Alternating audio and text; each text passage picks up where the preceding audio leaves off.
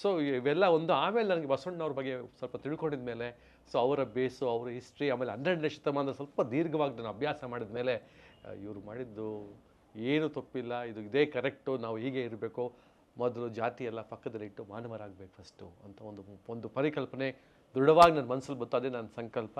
ಮಾಲ್ಡೀವ್ಸ್ನಲ್ಲಿ ಬೇರೆ ಧರ್ಮ ಯಾವುದಿತ್ತು? ಮಾಲ್ಡೀವ್ಸ್ನಲ್ಲಿ ಧರ್ಮವೇ ಇಲ್ಲ, ಅಲ್ಲಿ ಬರೀ ಒಂದೇ ಧರ್ಮ, ಅವ್ರ ಧರ್ಮ ಅಂತ ಇಸ್ಲಾಂ ಧರ್ಮ.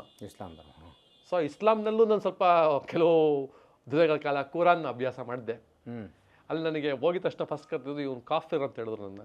ಇವು ನಮ್ಮವ ಅಲ್ಲ, ನೀನು ಇಲ್ಲಿ ಬಂದಿದ್ದೀಯಾ, ನೀನು ನಮ್ಮವ ಆಗಬೇಕು ಅಂದರೆ ನೀನು ಇದು ಕುರಾನ್ ಓದಲೇಬೇಕು, ನೀನು ನಮ್ಮ ಮಸೀದಿಗೆ ಬರಲೇಬೇಕು, ಮೂರು ಕಾಲ ನಮಾಜ್ ಮಾಡಲೇಬೇಕು, ಆವಾಗಲೇ ನೀನು ಮನುಷ್ಯನಾಗ್ತೀಯ, ಇಲ್ಲದ್ರೆ ನೀನು ಮನುಷ್ಯನೇ ಆಗೋದಿಲ್ಲ, ನೀನು ಸ್ವರ್ಗಕ್ಕೆ ಹೋಗೋಲ್ಲ, ಸತ್ರು ಎಲ್ಲೂ ಹೋಗೋದಿಲ್ಲ, ಅಲ್ಲಿ ಇಲ್ಲೇ ಇರ್ತೀಯ ಆಮೇಲೆ ಅಂತ ಅಷ್ಟೊಂದು ವಿಷಯಗಳನ್ನು ನಮ್ಗೆ ತಿಳ್ಕೊಂಡೆ ಸಮಾಜದಲ್ಲಾಗ. ಆವಾಗ ನಾನು ತಿಳ್ಕೊಂಡೆ ಇಸ್ಲಾಂ ಅಂದರೆ ಏನು, ಅವರು ಪ್ರಾಫೆಟ್ ಮೊಹಮ್ಮದ್ ಏನು ಹೇಳಿದ್ರು ಅದನ್ನು ಸ್ವಲ್ಪ ಅಭ್ಯಾಸ ಮಾಡಿದೆ.